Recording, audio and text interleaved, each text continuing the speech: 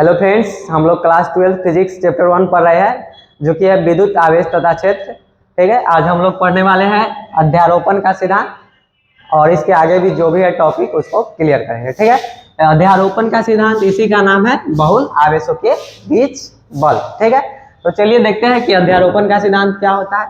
अध्यारोपण का सिद्धांत जानने से पहले एक आप इसमें जो खास बात है उसको जान लीजिए।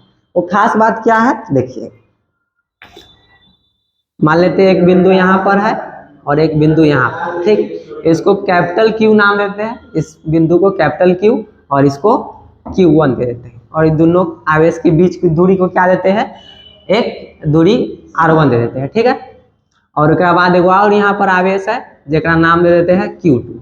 ठीक है, और इसके ये जो Q है और ये जो Q2 के बीच की दूरी है वो है R2। इसको ध्यान से समझिएगा। तो इसमें क्या होता है कि देखिए, दो आवेश है, बिंदु आवेश है, तो क्या होगा इसमें कूलॉम बल काम करेगा, कूलॉम नियम काम करेगा। हमने कूलॉम नियम पीछे के वीडियो में पढ़ा दिया, अगर आपने नहीं देखा है तो उसे जाकर देख लीजिएगा, बहुत ही इंपॉर्टेंट टॉपिक है कूलॉम नियम फर्स्ट चैप्टर का। ठीक है, तो देखिए ये क्या है, ये एक आवेश ये है, एक आवेश ये है। तो क्या होता है कि जब दो आवेश के बीच क्या होता है, कूलॉम बल लग रहा होता है, तो जो तीसरा आवेश है उससे इस पर कोई प्रभाव नहीं पड़ता है। इस तरह से आप नहीं समझ रहे होंगे तो इस तरह से समझिए।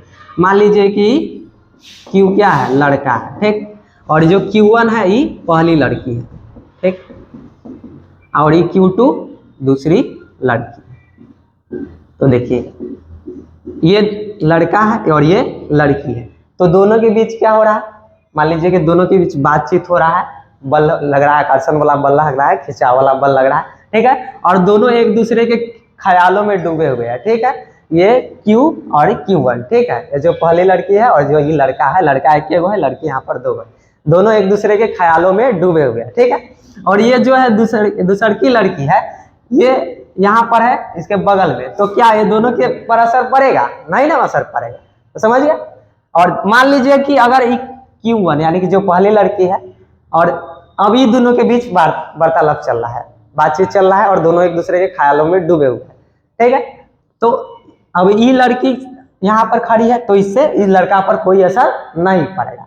आप समझ गए होंगे। ठीक, तो इसको अब मतलब जो इस तरह से चलते हैं कि कोई आवेश है, किसी आवेश पर लगने वाला कूलॉम बल जो होता है, मतलब कूलॉम बल कब लगेगा, तो दो आवेश के बीच, तो तीसरा का जो आवेश होगा उससे क्या होगा, ये अप्रभावित रहेगा, यानी कि इस पर कोई असर नहीं पड़ेगा।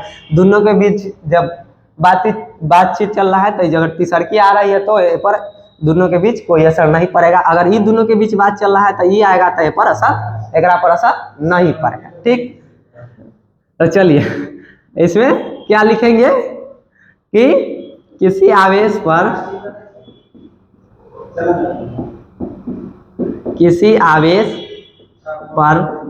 लगने वाला, ई वाला आवेश पर लगने वाला कूलॉम बल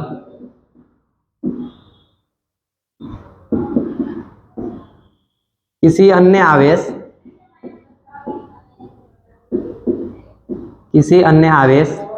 की उपस्थिति से क्या होता है, अप्रभावित रहता है, यानी कि कोई प्रभाव नहीं पड़ता है। इसको डू नॉट डिस्टर्ब बोलते हैं। दोनों के बीच हो रहा है तो डू नॉट डिस्टर्ब, यानी कि हमको डिस्टर्ब नहीं करो, अप्रभावित होता है। ठीक, तो ये था एक मुख्य बात। ठीक है, अब देख, यानी कि अगर एकरा द्वारा ए पर, मतलब ये दोनों के बीच बातचीत चल रहा है, तो एक कोई प्रभाव भले ही ये नहीं होगा तो कोई दिक्कत नहीं, भले ही रहे भी तो कोई दिक्कत नहीं है। अगर ये दोनों के बीच बातचीत चल रहा है तो ये अगर है तो भी कोई दिक्कत नहीं होगा। ठीक है, तो ये एक खास बात है, मतलब इसमें मुख्य बातें हैं। अब आते हैं हम लोग, जो इसको मिटा देते हैं। ठीक है, आप समझते चलिए और हमारे साथ नोट करते चलिए, इसको हम मिटाते हैं। और आगे है जो है कि है अध्यारोपण का सिद्धांत, उसको हम समझते हैं, इसको मिटाते हैं।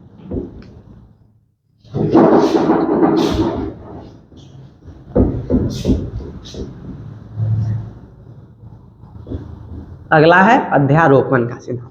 तो सबसे पहले इसमें आप एक फिगर देखिएगा। ठीक, इसमें आप एक फिगर देखिए, मान लेते हैं कि यहाँ पर एक आवेश Q है, ठीक है, और बहुत सारे आवेश है, मान लेते हैं इसको Q1 दे देते हैं नाम, इधर Q2, इधर Q3, इधर Q4, और मान लेते हैं कि इधर Qn, मतलब बहुत सारे आवेश है, ठीक।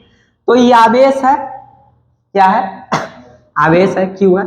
किसी आवेश पर, तो अध्यारोपण का सिद्धांत क्या है, या फिर बहुल आवेश को बल क्या है, कि किसी आवेश पर लगने वाला, किसी आवेश पर कोई आवेश किसी एक आवेश पर किसी अन्य आवेश की वजह से लगने वाला, मतलब ए पर जो परिणामी बल होगा वो क्या होगा, परिणामी बल, यानी कि मान लीजिए कि Q1 है तो इसके द्वारा क्या होगा, इधर बल लगेगा, F1 बल लगेगा, ठीक है, और Q2 है तो इसे इधर बल लगेगा, F2 बल लगेगा, Q3 है तो इधर बल लगेगा, F3 बल लगेगा, इधर से F3 बल लगेगा, और Q4 है तो इधर से F4 बल लगेगा, ठीक है, और Qn है तो इधर से Fn बल लगेगा, ठीक, फोर्स Fn लगेगा, ठीक।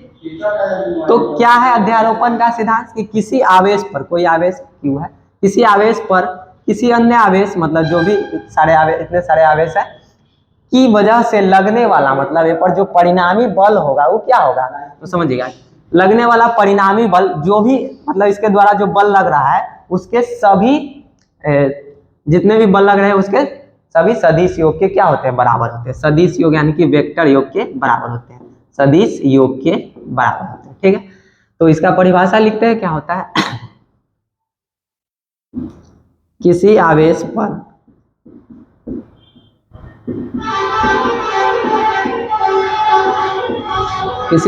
किसी अन्य आवेश द्वारा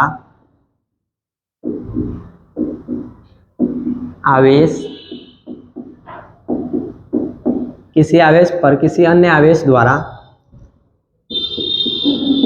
लगने वाला, परिणामी कहने का मतलब होता है कुल बल, परिणामी बल सभी आवेशों की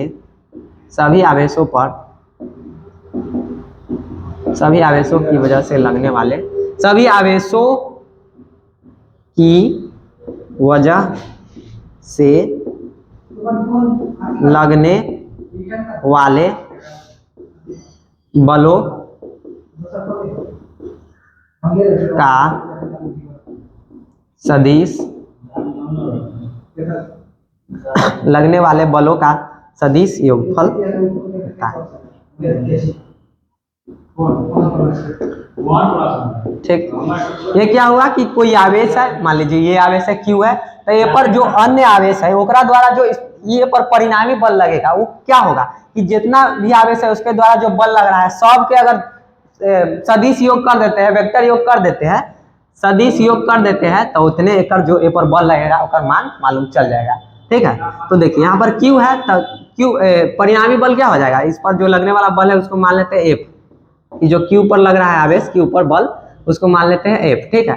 तो इधर देखिएगा F परिणामी, यानी कि Q पर जो परिणामी बल कितना लगेगा, तो वो हो जाएगा Q1 के द्वारा F1, मतलब F1, और ये देखिए सदिश योग कहने का मतलब क्या होता है, वेक्टर, यानी कि तीर का चिन्ह देते हैं, F1 plus F2 plus F3 plus F4 है ना जी, हाँ जी, ठीक है, प्लस डॉट डॉट डॉट देके Fn तक, ठीक है।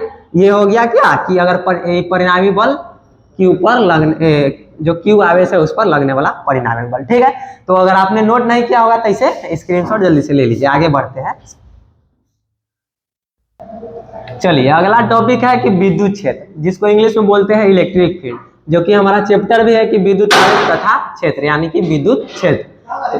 तो हम लोग पढ़ते हैं कि विद्युत क्षेत्र मतलब जानते हैं कि विद्युत क्षेत्र क्या होता है। देखिए मान लीजिए कि यहाँ पर कोई आवेश प्लस क्यों ले लेते, तो ये क्या करेगा, कोई भी आवेश हो तो वो अपना चारों तरफ क्या करता है, वो अपन प्रभाव डालता है। आवेश जो है, जो प्लस क्यू आवेश है, ये क्या करता है, अपना चारों तरफ जो ये प्रभाव डाल रहा है, मतलब जो ये अपना इफेक्ट प्रभाव डाल रहा है, उसी को हम, ये जो क्षेत्र बन रहा है इसी क्षेत्र को हम कहते हैं विद्युत क्षेत्र। अब नहीं समझे होंगे तो इसको एक बार और समझिए, और उसके बाद में भी नहीं समझेंगे तो एग्जाम्पल से समझाएंगे तो समझ जाएंगे, ठीक है। तो ये एग्जाम्पल देना जरूरी।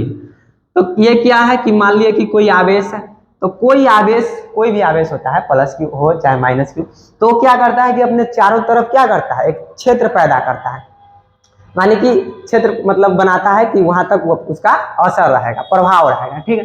तो कोई आवेश है, मतलब किसी आवेश के चारों तरफ का वह क्षेत्र जहां तक क्या हो, वहां तक आवेश का मतलब जो क्षेत्र बनना है, यहाँ तक क्या हो, आवेश का प्रभाव होगा, क्षेत्र मतलब उसका इफेक्ट होगा, ठीक है। जैसे आप लोग ठंडी के दिनों में, अब ठंडी आने वाला है 2 महीना के बाद, ठीक है, तो उसमें आप लोग आग तापते हैं, जिसको घूर बोलते हैं, घूरा, ठीक है।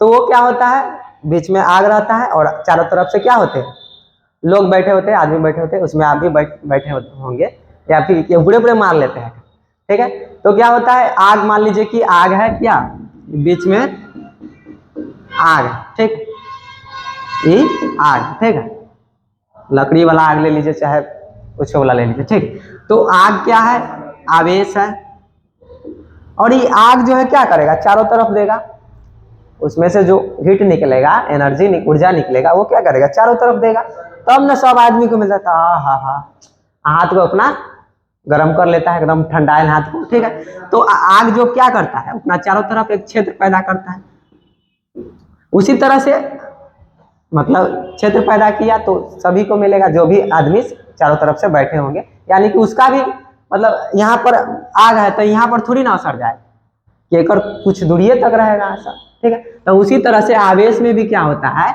कि कोई आवेश है तो ओकर प्रभाव जहां तक हो, मतलब जैसे आग है ओकर प्रभाव जहां तक, मतलब जहां तक और गर्मी जा रहा है, तो वो उसी तरह से आवेश में भी क्या होगा कि कोई आवेश है ओकर प्रभाव जहां तक जा रहा है, जे एरिया तक जा रहा है, ओकरे उहे एरिया को हम कहते हैं विद्युत क्षेत्र। चलिए इसका परिभाषा लिखते हैं, पहले इसको मिटा देते हैं थोड़ा सा।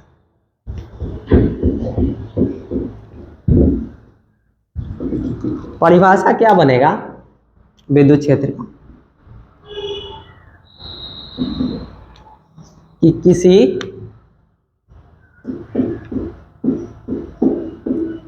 आवेश के चारों तरफ का वह क्षेत्र जहां तक आवेश का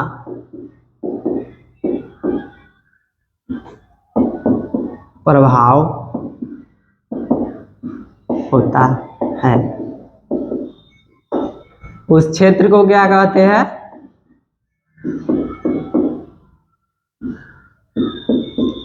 विद्युत क्षेत्र कहते हैं, विद्युत क्षेत्र कहते हैं, यानी कि इलेक्ट्रिक फील्ड कहते हैं, ठीक है। ठीक है, अगर आपने नोट किया होगा तो ठीक है, नहीं तो आप स्क्रीनशॉट जल्दी से ले लीजिए।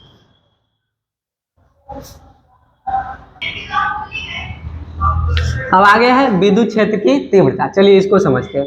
तो देखिए इसको फॉर्मूला से समझिएगा और अभी हम आपको याद करवा देंगे, इसको रटने की जरूरत नहीं है, आप समझिएगा तो बहुत अच्छा रहेगा। समझिए, रट के कुछ कोई चीज याद नहीं किया जा सकता, रटिएगा फिर भूल जाइएगा। सबसे अच्छा है कि उस चीज को समझिए कि आखिर वो है क्या। तो हम इसको जो विद्युत क्षेत्र की तीव्रता है उसको फॉर्मूला के माध्यम से समझाने की कोशिश करेंगे, आप समझ भी जाइएगा और आपको याद भी हो जाएगा, ठीक है। तो देखिए विद्युत क्षेत्र की तीव्रता का फॉर्मूला होता है E = F/Q, ठीक है, E = F/Q, या फिर इसी को लिख दिया जाता है F, ये जो बटा है ना इसी को ऐसे दे दिया जाता है, जिसको पढ़ते हैं प्रति, F/Q, ठीक है। तो यहाँ पर देखिएगा क्या होगा कि जो विद्युत क्षेत्र E मतलब विद्युत क्षेत्र की तीव्रता, ठीक है, F मतलब E हो गया विद्युत क्षेत्र की तीव्रता, ऐसे में लिख देते हैं थोड़ा सा। F हो गया बल और Q हो गया आवेश, Q का मतलब आवेश, ठीक है। तो देखिए E हो गया, इसको पढ़ेंगे यहाँ पर प्रति एकांक, और इसको तो जानते हैं क्या है आवेश। तो E हो गया प्रति एकांक आवेश पर क्या लगेगा, तो बल, F मतलब फोर्स। यहाँ से शुरू कीजिए, नीचे या फिर ऊपर जाइए, ठीक है, यानी कि प्रति एकांक, इसको पढ़िए प्रति एकांक, इसको लिखिए देते हैं प्रति एकांक पढ़िए, ठीक है। और जो ये आवेश है प्रति एकांक आवेश नीचे आए फिर ऊपर जाइए, प्रति एकांक आवेश पर कथी लगेगा, आवेश पर बल लगेगा। लगने वाले बल को क्या कहते हैं, विद्युत क्षेत्र की तीव्रता कहते हैं। इतना सिंपल। प्रति एकांक आवेश पर लगने वाले, प्रति एकांक आवेश पर लगने वाले बल को विद्युत क्षेत्र की तीव्रता कहते हैं, या फिर विद्युत क्षेत्र वही होता है, विद्युत क्षेत्र की तीव्रता कहते हैं, ठीक है। तो चलिए परिभाषा लिख देते हैं, बहुत आसान है कि प्रति एकांक, परिभाषा रटना पड़ा जी, एकदम दिमाग में फिट कर लीजिए, फॉर्मूला से ही परिभाषा अधिकतर बनता है, तो जहां पर फॉर्मूला से बनेगा वहां पर बताएंगे। प्रति एकांक, उसके बाद क्या है, आवेश पर लगने वाले बल को क्या कहते हैं, विद्युत क्षेत्र की तीव्रता।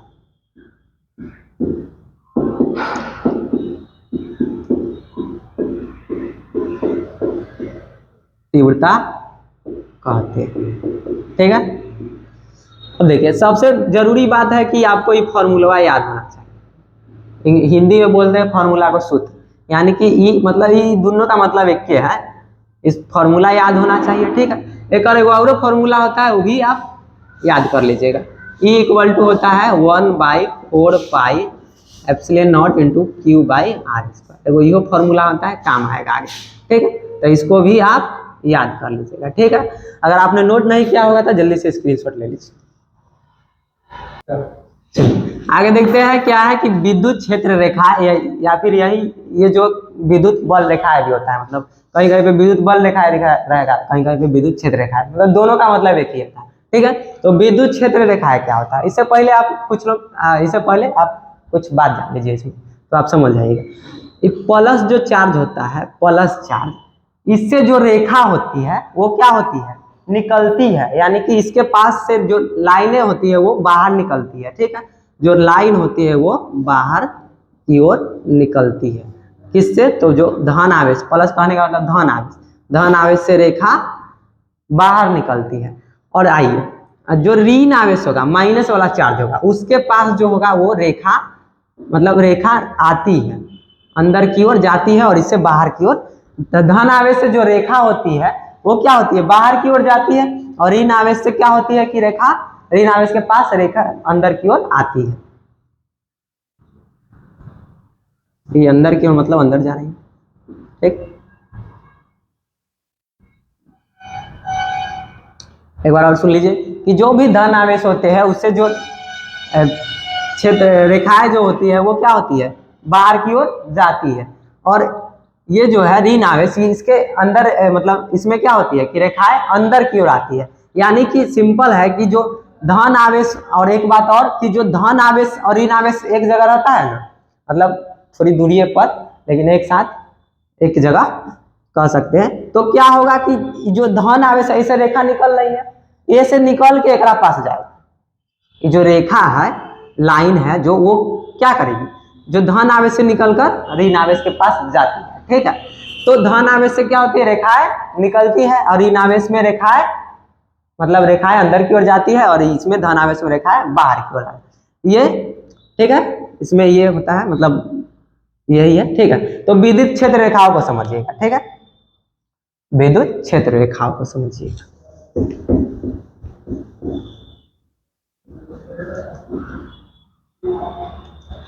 यहाँ पर लेते हैं प्लस और यहाँ पर लेते हैं माइनस, यहाँ पर प्लस और यहाँ पर माइनस,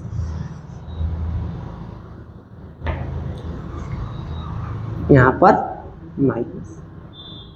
तो हमने क्या बताया अभी, सामने सामने नहीं बन रहा है, चलो हमने क्या बताया कि धन आवेश से जो रेखाएं होती है वो ऋण आवेश की ओर जाती है, यानी कि इस तरह से इधर से जाएगी, ठीक, और ये इधर से जाएगी, और भी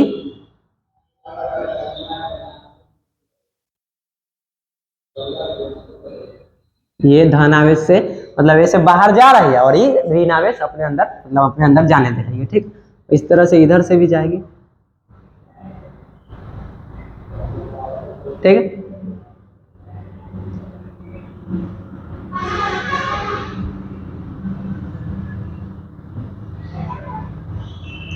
सॉरी, ये वाला इस तरह से नहीं होगा।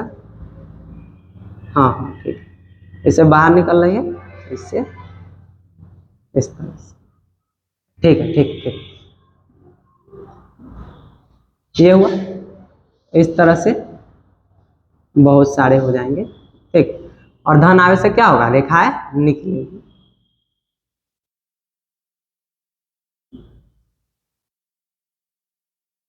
तो देखिए, एक परिभाषा क्या होगा विद्युत क्षेत्र रेखा की। तो जब धन आवेश और ऋण आवेश होते हैं, तो धन आवेश से जो रेखाएं निकलती है वो क्या होती है, ऋण आवेश के पास जाकर मिलती है। यानी कि सिंपल है कर, धन रेखाएं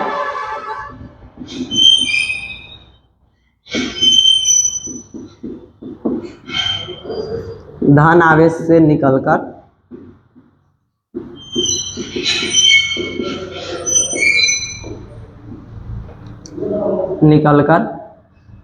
ऋण आवेश की ओर जाती है। विद्युत क्षेत्र रेखा में क्या होता है कि जो रेखाएं होती है वो धन आवेश से निकलकर ऋण आवेश की ओर जाती है। ठीक है, तो ये हो गया विद्युत क्षेत्र रेखा। अब देखिए, अब एक गुण देख लेते हैं। ठीक है, ये तो हो गया विद्युत क्षेत्र रेखा। अब एक गुण देख लेते हैं। तो गुण क्या हो जाएगा, चलिए इसको मिटाते हैं। इसका गुण देख लेते हैं। गुण मतलब इनमें खासियत क्या है। सबसे पहला था कि जो धन आवेश से निकलकर ऋण आवेश की ओर जाती है, पहला एक गुण हो जाएगा।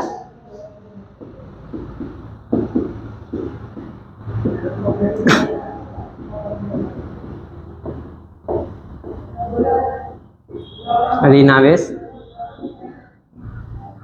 की ओर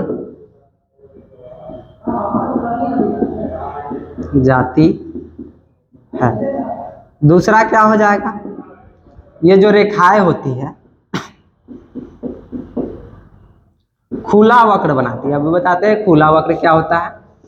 खुला वक्र बनाती है। ठीक है, खुला वक्र कहने का मतलब समझिए। देखिए, खुला वक्र, बंद वक्र ऐसे ऐसे, ठीक है, बंद है। तो खुलल वक्र कैसे तयकर मिटा दीजिए, यही हो गया खुला। देख रहे हैं इस तरह से, ये जो लाइन है इस तरह से, यानी कि ये जो रेखाएं है विद्युत क्षेत्र रेखाएं वो कैसा वक्र बना रही है। तो खुला वक्र, एकदम खुला खुला खुला, इस तरह से ये हो गया। इस तरह से ऊपर ले लीजिए, चाहे ऐसे ऐसे, ये हो गया खुला वक्र। ठीक, देख रहे हैं ना, ये और चाहे ये भी जाकर मिलेगा फिर उसी तरह से। ठीक, ये हो गया। अब तीसरा का गुण है कि ये रेखाएं लंबवत यानी कि 90 डिग्री पर आकर्षण या प्रतिकर्षण करती है। आकर्षण या प्रतिकर्षण करती। ठीक, ये हो गया गुण। और एक और गुण होता है, इधर लिख देते हैं थोड़ा सा ऊपर में, यानी कि इसका मतलब समझे कि जो रेखा है क्या करते हैं, लंबवत आकर्षण या फिर प्रतिकर्षण करते हैं। ठीक है, और एक और गुण है जो कि यहाँ पर लिख देते हैं थोड़ा सा, चौथा गुण, कि जहां पर रेखाओं की संख्या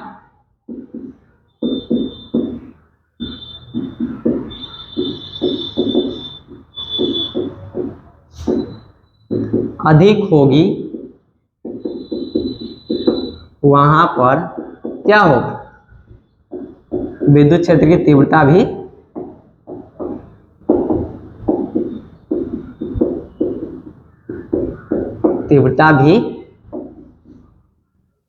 अधिक। ठीक, इसका मतलब समझो क्या कह रहा है कि जहां पर रेखाओं की संख्या अधिक होगी वहां पर विद्युत क्षेत्र की तीव्रता भी अधिक होगी।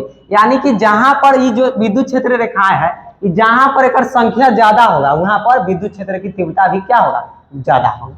मान लीजिए कि यहाँ पर ज्यादा इतने मतलब ये जो रेखा है काल्पनिक होती है, ये रेखा। और एक और गुण होता है कि ये रेखा एक दूसरे को कभी नहीं काटते। एक और लिख लीजिए, सबसे पहले तो ये रेखाएं जो होती है वो काल्पनिक होती है, और जहां पर ये रेखा की संख्या ज्यादा होगा उतना क्या होगा, विद्युत क्षेत्र की तीव्रता भी अधिक। विद्युत क्षेत्र की तीव्रता भी तो पढ़ा है पीछे। तो अब पचमा क्या है कि जो रेखाएं हैं एक दूसरे को कभी नहीं काटती है। ये रेखाएं एक दूसरे को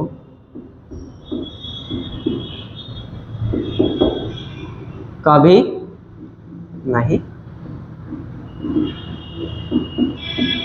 काटती है।